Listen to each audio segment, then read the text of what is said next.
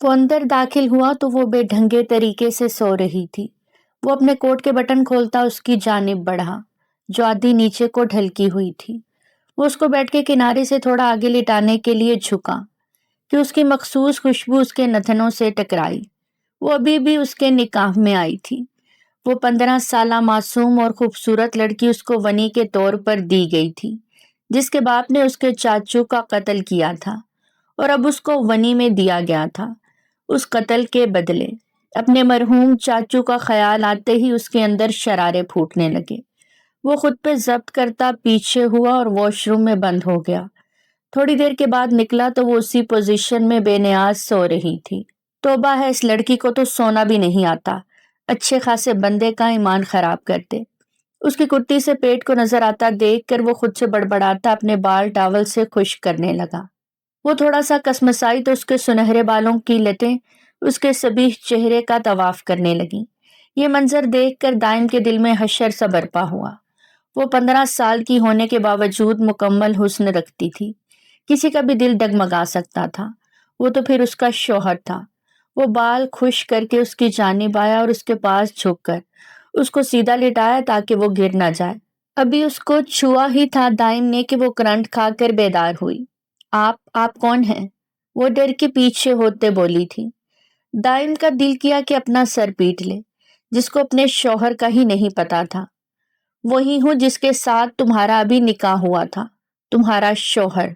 वो चबा चबा कर बोला। वो आप हैं? वो हैरत से अपने से 15 साल बड़े उस खूबसूरत से शख्स को देखते बोली। जी मैं ही हूँ। वो कहते हुए उठ खड़ा हुआ और बेड की दूसरी साइड पर आ गया।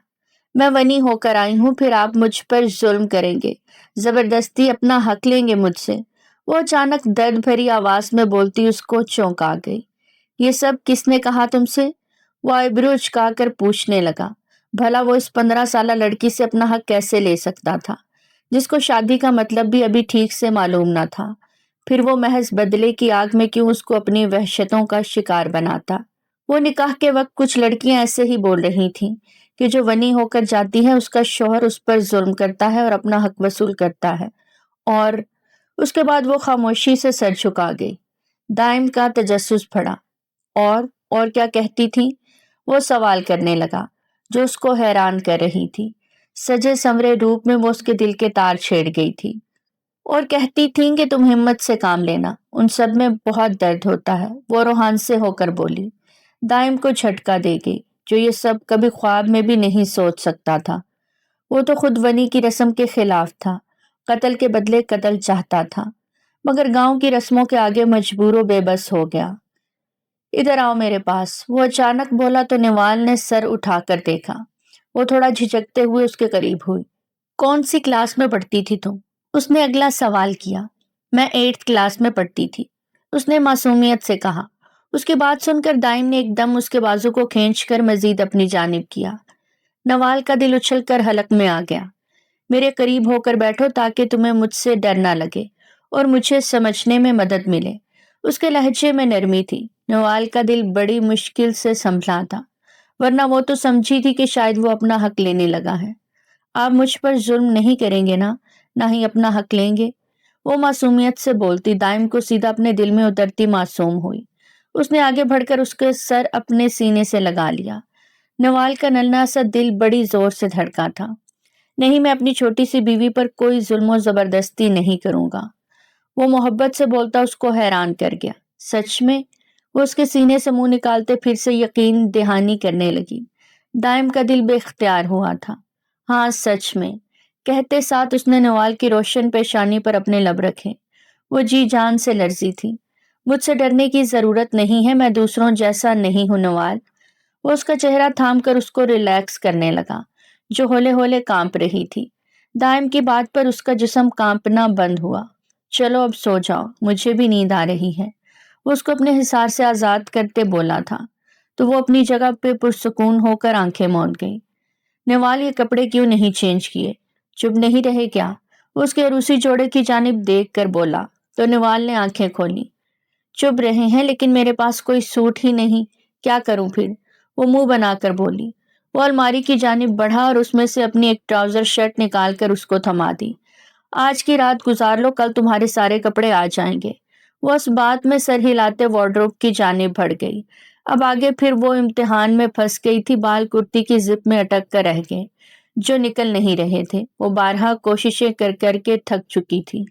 اس کو زیادہ وقت لگتا دیکھ کر دائم بھی پریشان ہو گیا۔ نوال، تم ٹھیک ہو نا؟ اتنا ٹائم کیوں لگ رہا ہے؟ اس نے آواز دی تو وہ بے بسی سے لب کاٹتی دروازے تک آئی۔ یہ زپ کھول دیں، بال اس میں اٹک گئے ہیں۔ وہ اپنی بیک اس کی جانب کرتے اس کے جذبوں میں ایندھن لگا گئی۔ شفاف کمر پہ بلیک سٹرپس اس کے حسن میں مزید اضافہ کر رہی تھی۔ دائم نے بمشکل ہاتھ بڑھا کر اس کے بالوں کو زپ سے آزاد کیا تو زپ کھل کر نیچے کو آ گئی۔ نوال نے بمشکل اپنا کام والی کرتی کو مٹھیوں میں دبوچ کر رکھا، ورنہ وہ ڈھلک جاتی۔ دائم کا دل دھڑکنے لگا تھا۔ ہو گیا ہے، اب کر لو چینج، وہ کہتے ہوئے بیڈ کی جانب بڑھ گیا اور وہ چینج کر کے کچھ دیر بعد نکل آئی۔ یہ لڑکی آج میرا امتحان لے کر ہی چھوڑے گی، وہ اس کو اپنے ٹراؤزر شرٹ میں دیکھ کر مسمرائز ہوتے بولا تھا، جو سراپا حسن لگ رہی تھی۔ اس کا اپنے موز اور جذبات پر بند باندھنا مشکل ہو گیا تھا، جبکہ وہ نفس کا غلام نہیں تھا۔ نوال خاموشی سے سمٹ کر اس کے پہلو میں لیٹ گئی تو اس نے بھی لائٹ آف کر کے آنکھوں پر بازو رکھ لیا۔ یہ رات اس کے لیے انتہائی مشکل تھی۔ وہ صبح جلدی اٹھا تھا، واش روم میں جا کر فریش ہوا، باہر نکلتے ہی نوال کی طرف دیکھا جو گہری نیند میں تھی۔ وہ چند لمحے اسے خاموشی سے دیکھتا رہا۔ اس کے چہرے پر سکون اور معصومیت تھی۔ قریب جا کر نرمی سے اس کا کاندھا ہلایا۔ نوال، اٹھ جاؤ، صبح ہو گئی ہے۔ اس کی آواز نہایت ہی نرم تھی، جیسے کوئی کسی معصوم بچے کو جگا رہا ہو۔ نوال آنکھیں مسلتے ہوئے اٹھ بیٹھی اور پلکیں جھپکاتے ہوئے دائم کو دیکھنے لگی۔ اس کی عمر اور معصومیت اس کے چہرے سے جھلک رہی تھی۔ وہ بیڈ سے اٹھی اور واش روم کی طرف چلی گئی۔ کچھ دیر بعد وہ فریش ہو کر نکلی، لیکن اس کے بالوں کی حالت بگڑی ہوئی تھی۔ لمبے گھنے بال الجھ کر اس کے کاندھوں اور کمر پر بکھرے تھے۔ وہ بے بس نظروں سے دائم کو دیکھنے لگی۔ یہ بال نہیں سلجھ رہے، کیا کروں؟ اس نے دھیمی آواز میں کہا تھا۔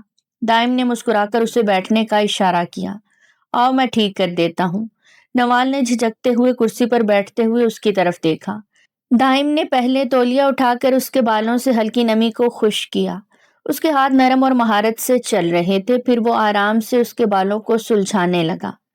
تمہارے بال بہت خوبصورت ہیں نوال، لیکن یہ بہت محنت مانگتے ہیں، اس نے ہنستے ہوئے کہا تھا۔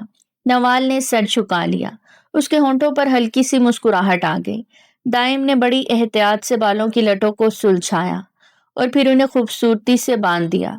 بس اب بالکل پرفیکٹ ہو۔ وہ پیچھے ہٹ کر اس کے چہرے کو دیکھنے لگا۔ نوال نے آئینے میں خود کو دیکھا اور خوش ہو گئی۔ تھینک یو دائم، وہ مسکرا کر بولی تھی۔ کوئی بات نہیں، آئندہ خود کرنا سیکھنا، لیکن جب تک تمہیں ضرورت ہو میں مدد کر دوں گا، دائم نے نرمی سے کہا اور اس کے چہرے پر اطمینان دیکھ کر وہ بھی مسکرا دیا۔ وہ دونوں فریش ہو کر کمرے سے باہر نکلے۔ نوال کے چہرے پر جھجک نمایاں تھی۔ اس کے قدم دائم کے ساتھ ساتھ چلنے میں لرز رہے تھے۔ وہ ہر قدم پر دائم کی طرف دیکھتی جیسے اس کی حفاظت اور اعتماد کی منتظر ہو۔ دائم نے اس کی طرف ایک ہلکی سی مسکراہٹ سے دیکھا جو اس کے خوف کو کچھ حد تک کم کر گئی۔ نیچے ڈائننگ ٹیبل پر سب موجود تھے۔ جیسے ہی وہ دونوں اندر داخل ہوئے، بی جان کی نظریں نوال پر جا ٹھہریں۔ ان کی پریشانی پر بل پڑ گئے تھے۔ یہ کیا تماشا ہے دائم؟ اس لڑکی کو کھانے کی میز پر کیوں لے کر آئے ہو؟ دائم نے نوال کا ہاتھ مضبوطی سے تھام لیا اور اپنی جگہ پر اطمینان سے کھڑا ہو گیا۔ بی جان، یہ اب سے میری بیوی ہے اور جہاں میں ہوں یہ بھی وہیں ہوگی۔ یہ میرے برابر میں بیٹھے گی۔ بی جان کا چہرہ غصے سے سرخ ہو گیا۔ مت بھولو دائم کہ یہ لڑکی تمہارے چچا کے قاتل کی بیٹی ہے۔ پورے ڈائننگ ہال میں خاموشی چھا گئی۔ سب کی نظریں دائم اور بی جان پر جم گئی تھیں۔ نوال کے چہرے کا رنگ فک ہوا اور اس کے ہاتھ لرزنے لگے۔ وہ نظریں جھکائے کھڑی تھی۔ دائم نے ایک گہری سانس لی اور بی جان کی جانب دیکھا۔ یہ قاتل کی بیٹی ہے بی جان، مگر یہ خود قاتل نہیں ہے۔ اس کے باپ کے گناہوں کا حساب اس سے نہیں لیا جائے گا۔ دائم کی آواز میں ایسا اعتماد اور سختی تھی کہ حال میں موجود ہر شخص حیرت زدہ رہ گیا، جیسے کسی نے ان پر سکتہ طاری کر دیا ہو۔ سب کی آنکھیں دائم پر جم گئیں۔ بی جان کی آنکھوں میں بے یقینی تھی، جیسے انہیں یقین نہ آ رہا ہو کہ دائم ان کی بات کا اس طرح سے جواب دے سکتا ہے۔ پاس کھڑی نوال خوف زدہ ہو گئی تھی۔ تم پریشان مت ہو نوال، میں تمہارے ساتھ ہوں۔ لیکن بحث کا ماحول اس قدر بوجھل ہو چکا تھا کہ نوال کا کھڑے رہنا محال ہو گیا۔ وہ کانپتے دل کے ساتھ کھڑے رہنے کی کوشش کر رہی تھی، لیکن ہر طرف سے نظریں اسے چھلنی کر رہی تھیں۔ آؤ اوپر چلتے ہیں، وہ اس کی حالت دیکھتے ہوئے بولا۔ بی جان نے غصے سے کچھ بولنے کی کوشش کی، لیکن دائم ان کی طرف دیکھے بغیر نوال کو آرام سے اپنے ساتھ لے گیا۔ وہ خاموش تھی مگر اس کی آنکھوں میں آنسو تھے۔ دائم نے اسے کمرے میں لا کر بیڈ پر بٹھایا۔ اب یہ سب باتیں سننے کی ضرورت نہیں ہے، تم صرف میری بات سنو گی، باقی سب کو میں دیکھ لوں گا۔ نوال نے پہلی بار اس کی آنکھوں میں اعتماد کے ساتھ دیکھا اور دھیرے سے سر ہلا دیا۔ دائم نے مسکراتے ہوئے اس کے آنسو صاف کیے۔ چلو میں تمہارے لیے ناشتہ منگواتا ہوں، پھر دونوں ناشتہ کرتے ہیں۔ یہ کہتے ہی وہ اٹھ کر چلا گیا۔ وہ نوال کو ناشتہ کروا کر آفس کے لیے نکل چکا تھا اور وہ اپنے کمرے میں اکیلی تھی۔ صبح کے تلخ واقعات کے بعد اس کا دل بے حد بوجھل ہو چکا تھا، مگر دائم کے تسلی بخش الفاظ نے اسے کچھ سکون دیا تھا۔ وہ تھکن کے باعث دوبارہ بستر پر لیٹ گئی اور نیند کی آغوش میں چلی گئی۔ کچھ دیر ہوئی تھی کہ دروازے پر دھیمی سی دستک نے اسے جگا دیا۔ اس نے آنکھیں ملتے ہوئے دروازہ کھولا تو سامنے ایک ملازمہ کھڑی تھی۔ بی بی جی، بی بی جان نے آپ کو نیچے بلایا ہے۔ اس کا دل ایک دم سے دھڑکنے لگا۔ وہ سامنے کھڑی ملازمہ کو دیکھنے لگی جیسے یہ جاننے کی کوشش کر رہی ہو کہ اسے نیچے کیوں بلایا جا رہا ہے۔ اس کے دل میں وسوسے اٹھنے لگے تھے۔ وہ دھیرے دھیرے نیچے آئی، قدم بھاری ہو رہے تھے اور دل دھڑک رہا تھا۔ جیسے ہی وہ لاؤنج میں پہنچی، بی جان کی تیز نظریں اس پر گڑ گئیں۔ یاد رکھو، دائم کی نرمی سے یہ مت سمجھنا کہ ہم تمہیں اپنا لیں گے۔ اگر تم چاہتی ہو کہ یہاں تمہیں برداشت کیا جائے تو سارے کام تمہیں کرنے ہوں گے، اور اگر تم نے انکار کیا تو مجھ سے برا کوئی نہیں ہوگا، سمجھ آئی؟ نوال نے بمشکل اپنی ہمت جمع کی اور سر جھکا کر ہلکے سے سر ہلا دیا۔ اس کی آنکھوں میں خوف تھا اور دل بے بسی سے بھرا ہوا تھا۔ بی جان نے اشارہ کیا۔ اچھا، اب جا کر ملازمہ کے ساتھ حویلی کے سارے کپڑے دھو دو۔ اس کو ایک اور دھچکا لگا۔ اسے تو ان کاموں کا بالکل تجربہ نہیں تھا، مگر وہ کچھ بولنے کی ہمت نہیں کر سکی اور سر جھکا کر بی جان کے حکم پر چل پڑی۔ ملازمہ اسے واشنگ ایریا میں لے گئی جہاں کپڑوں کا ڈھیر پڑا تھا۔ کپڑے دیکھ کر نوال کی آنکھیں پھٹی کی پھٹی رہ گئیں۔ یہ سب دھونا ہے بی بی جی، کسی کی مدد نہیں لینا ورنہ بی جان برا پیش آئیں گی، اور یہ کہہ کر وہ باہر چلی گئی۔ نوال نے بے بسی سے کپڑوں کو دیکھا۔ اس کے ہاتھ کپڑوں کے ڈھیر کو چھوتے ہوئے لرز رہے تھے، مگر اس کے پاس اور کوئی راستہ نہیں تھا۔ آہستہ آہستہ اس نے کپڑوں کو دھونا شروع کیا، مگر تھوڑی ہی دیر میں وہ تھکن سے چور ہو گئی۔ اس کے ہاتھ سرخ ہو گئے تھے، آنکھوں میں آنسو آ گئے تھے، پھر بھی وہ ہار ماننے کی بجائے کام کرتی رہی۔ ہر کپڑا اس کے لیے ایک نئی آزمائش تھا۔ وہ دل ہی دل میں صبر کرتے کپڑے دھوتی گئی۔ شام کے سائے گہرے ہو چکے تھے جب دائم آفس سے حویلی واپس آیا تو جیسے ہی وہ اپنے کمرے میں داخل ہوا، سامنے کا منظر دیکھ کر اس کے قدم رک گئے۔ نوال بیڈ پر بیٹھی ہوئی تھی۔ اس کا چہرہ سرخ تھا اور آنکھوں سے بے تحاشا آنسو بہہ رہے تھے۔ وہ اتنی معصوم لگ رہی تھی کہ دائم کا دل تڑپ اٹھا۔ وہ تیزی سے اس کے قریب آیا۔ نوال، کیا ہوا میری جان، کیوں اس طرح رو رہی ہو؟ نوال نے اپنے آنسو صاف کرنے کی کوشش کی، مگر اس کی لرزتی ہوئی آواز اور نم آنکھیں اسے مزید بے بس ظاہر کر رہی تھیں۔ وہ ایک دم دائم کے گلے لگ گئی اور سسکیاں لیتے بولی۔ وہ اس کے گلے لگنے پر بوکھلا گیا۔ آج مجھ سے بی جان نے بہت سارے کپڑے دھلوائے۔ دیکھے میں بہت تھک گئی ہوں، میری کمر بہت درد کر رہی ہے۔ یہ سن کر اس کے اندر غصے کی ایک لہر اٹھنے لگی، مگر وہ نوال کے سامنے خود پر قابو پا گیا۔ اس نے نوال کو اپنے بازوؤں میں بھر لیا۔ چلو لیٹو، میں تمہاری کمر دباتا ہوں۔ نہیں نہیں، آپ یہ کیا کر رہے ہیں؟ اس نے فوراً انکار کیا تھا۔ چپ چاپ لیٹ جاؤ نوال، یہ میرا حکم ہے، وہ تھوڑی سختی سے بولا۔ نوال بے بس ہو کر لیٹ گئی۔ دائم نے ہلکے ہاتھوں سے اس کی کمر دبانا شروع کی۔ اس کے ہاتھ اتنے نرمی سے حرکت کر رہے تھے۔ اس نے اس کے کاندھے، بازو اور ننھے جسم کے ہر حصے کو اس طرح دبا کر سکون دیا کہ نوال کے چہرے پر آہستہ آہستہ سکون کے آثار ظاہر ہونے لگے۔ آپ کو یہ سب کرنے کی ضرورت نہیں تھی، وہ شرم سے سرخ پڑتے بولی تھی۔ تم میری ذمہ داری ہو نوال، تمہارا ہر دکھ میرا ہے اور تمہاری ہر تھکن میری ہے۔ اس کی بات پر نوال کے ہونٹوں پر ہلکی سی مسکراہٹ آ گئی اور وہ آہستہ آہستہ نیند کی آغوش میں چلی گئی۔ دائم نے اس کے چہرے کو پیار سے دیکھا، اس کی پیشانی پر ایک نرم بوسہ دیا اور اس کا کمبل درست کر کے خاموشی سے اٹھ کھڑا ہوا۔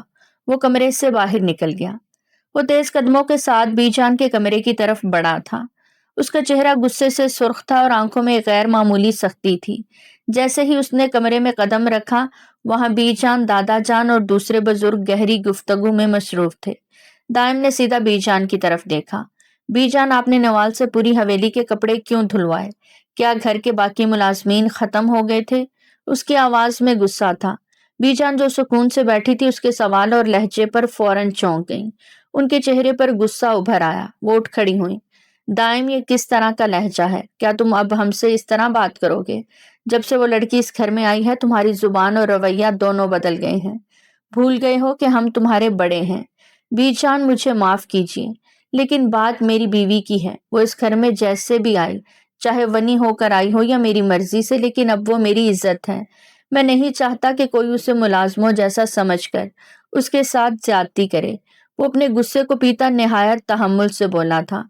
बीजान की नजरें सख्त हो गईं, मगर वो खामोश रहीं। दाइम ने एक कदम आगे बढ़ाया।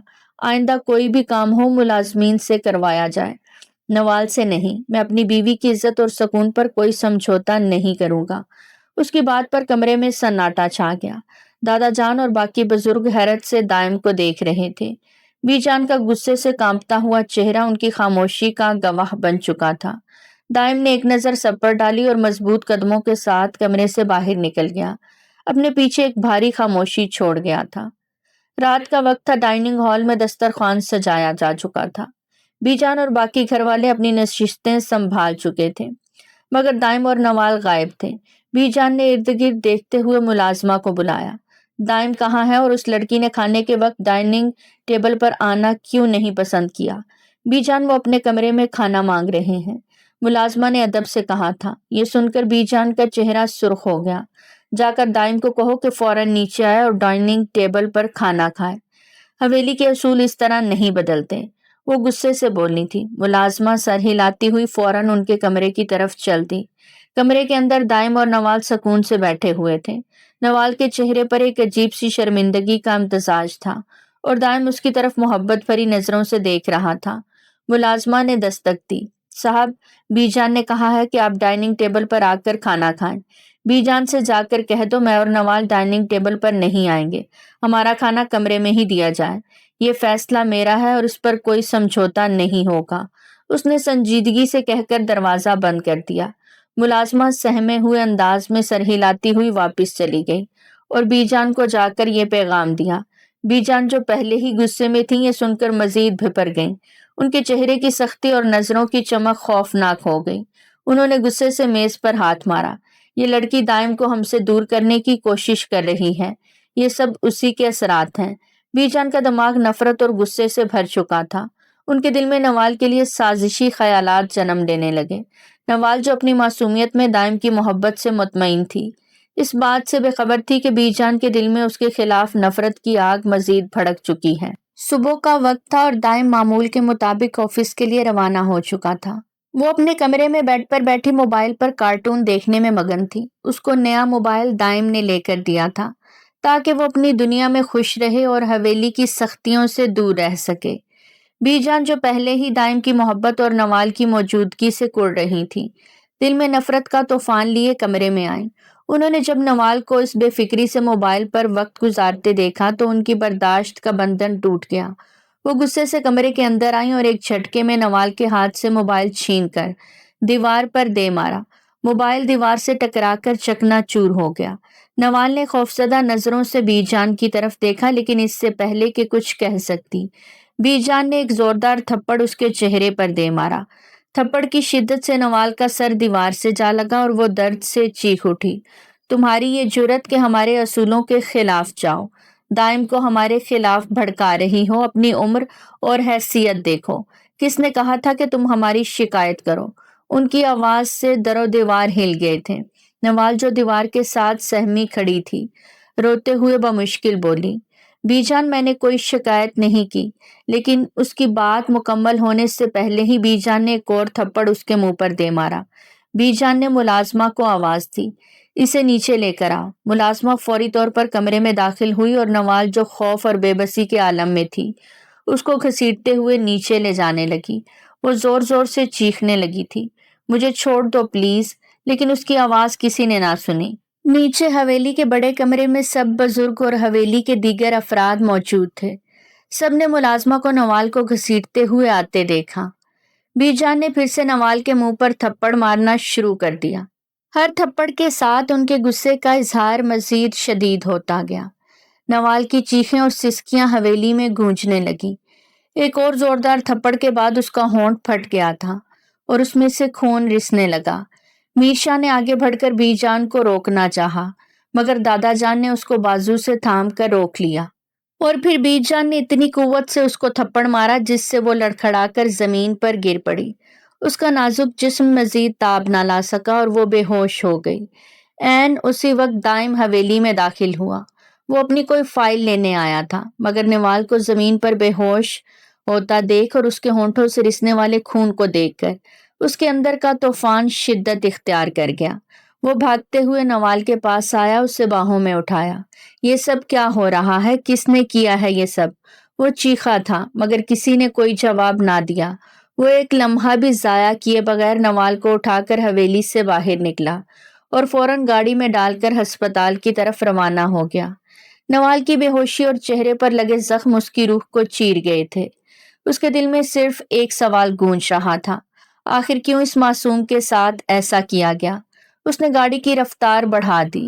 نوال اس کی گود میں بے ہوش پڑی تھی، اس کے ہونٹ سے خون بہہ رہا تھا اور چہرے پر تھپڑوں کے نشان صاف دیکھے جا سکتے تھے۔ اس کی سانسیں معمولی سی تھیں، لیکن اس کی بے ہوشی دائم کے دل کو زخمی کیے جا رہی تھی۔ ہسپتال پہنچتے ہی وہ اسے فوراً ایمرجنسی میں لے گیا۔ ڈاکٹرز نے اس کو اسٹریچر پر لٹایا اور اس کا فوری معائنہ شروع کر دیا۔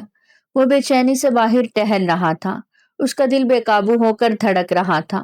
تھوڑی دیر بعد ڈاکٹر باہر آیا تھا۔ آپ کی پیشنٹ کو شاید کافی شدید تشدد کا سامنا کرنا پڑا ہے، جس کی وجہ سے یہ بے ہوش ہو گئی تھی۔ ہم نے انہیں ڈرپ لگا دی ہے، خوش قسمتی سے ان کی حالت خطرے سے باہر ہے۔ لیکن ڈاکٹر کے الفاظ رک گئے، جیسے وہ مزید کچھ کہنا نہیں چاہتے تھے۔ لیکن کیا؟ ڈاکٹر صاحب صاف صاف بتائیں، دائم نے بے قراری سے پوچھا تھا۔ دیکھیں، ان پر جسمانی تشدد کیا گیا ہے اور یہ کسی بھی حالت میں درست نہیں ہے۔ ایک معصوم کم عمر بچی پر اس طرح کا ظلم ناقابل قبول ہے۔ آپ کو ان کا خاص خیال رکھنا چاہیے۔ یہ سنتے ہی دائم کی روح جیسے لرز گئی، اس کے دل پر ایک بوجھ سا آن پڑا۔ وہ خود کو اس بات پر ملامت کرنے لگا کہ اس نے نوال کو حویلی میں چھوڑا ہی کیوں۔ اس کی معصومیت، اس کا نازک وجود اور اس کے خلاف حویلی والوں کی سفاکیت، یہ سب سوچ کر دائم کا دل پھٹنے لگا۔ نوال کو وارڈ میں منتقل کر دیا گیا تھا۔ وہ اس کے پاس بیٹھ گیا، اس کا ہاتھ تھامے اپنی آنکھوں سے بہنے والے آنسو روکنے کی ناکام کوشش کرنے لگا۔ وہ اس کے چہرے پر پڑے زخموں کو دیکھ رہا تھا جو اس کی بے بسی اور درد کے گواہ تھے۔ اس نے دل ہی دل میں ایک فیصلہ کر لیا تھا کہ وہ نوال کو اب کبھی حویلی واپس نہیں لے کر جائے گا۔ وہ اس معصوم کو ان بے حسوں کے درمیان مزید نہیں چھوڑ سکتا تھا۔ میں اس کا محافظ ہوں، اس کا ساتھی اور اس کی خوشیوں کا ذمہ دار بھی۔ میں کیسے اس سے لاپرواہی برت سکتا ہوں؟ وہ خود سے بولا تھا۔ اس کا دل یہ سوچ کر اور زیادہ دکھنے لگا تھا، لیکن وقت نے اسے یہ بتا دیا تھا کہ وہ اس کی زندگی کا سب سے اہم حصہ بن چکی ہے۔ وہ اپنی محبت کو مزید کسی کے ظلم کا شکار نہیں ہونے دے گا۔ دائم نے اس کے چہرے پر محبت سے ہاتھ رکھا۔ میری جان، اب تمہیں کسی چیز کا خوف نہیں ہوگا، میں ہوں تمہارے ساتھ ہمیشہ۔ نوال بے ہوشی کی حالت میں تھی، لیکن دائم کی باتوں میں محبت اور خلوص صاف چھلک رہا تھا۔ فارم ہاؤس کی خاموش فضا میں دائم نوال کو لے کر آیا تھا۔ گاڑی سے اترتے ہی نوال نے چاروں طرف نگاہ دوڑائی۔ یہ جگہ ایک خواب جیسی لگ رہی تھی۔ دور دور تک پھیلا سبزہ، ایک پرسکون سا ماحول اور وہ خوبصورت گھر جو دائم نے نوال کے لیے چنا تھا، مگر اس کی آنکھوں میں اب بھی وہ چپ تھی جو دائم کو بے چین کر رہی تھی۔ دائم نے آہستہ سے اس کو سہارا دیا اور اسے فارم ہاؤس کے اندر لے آیا۔ اس نے نوال کو ایک آرام دہ صوفے پر بٹھایا اور اس کے قدموں میں بیٹھ کر محبت بھری نظروں سے اسے دیکھنے لگا۔ نوال کی آنکھوں میں تھکن اور دکھ تھا، زبان پر خاموشی کی مہر لگی تھی۔ نوال، یہ گھر اب ہمارا ہے، صرف تمہارا اور میرا۔ یہاں کوئی نہیں ہوگا جو تمہیں تکلیف دے، کوئی نہیں جو تمہاری عزت کو رون سکے۔ ہم یہاں سکون سے رہیں گے، دور ان سب سے جو تمہیں رلا دیتے تھے۔ نوال نے آنکھیں اٹھا کر اس کی طرف دیکھا، لیکن وہ کچھ کہہ نہ سکی۔ دائم اس کی خاموشی کے پیچھے چھپے درد کو محسوس کر سکتا تھا۔ وہ اٹھ کھڑا ہوا۔ ٹھہرو، میں تمہارے لیے کچھ کھانے کو لاتا ہوں، وہ کہہ کر کچن کی جانب بڑھ گیا۔ وہ ملازمہ سے کچن سے کھانا لے کر آیا تو اس نے پلیٹ نوال کے سامنے رکھی، اپنے ہاتھوں سے نوالے بنا کر اس کو کھلانے لگا۔ چلو کھاؤ، تم نے بہت دیر سے کچھ نہیں کھایا۔ آپ سچ کہہ رہے ہیں، ہم واقعی اس گھر میں رہیں گے؟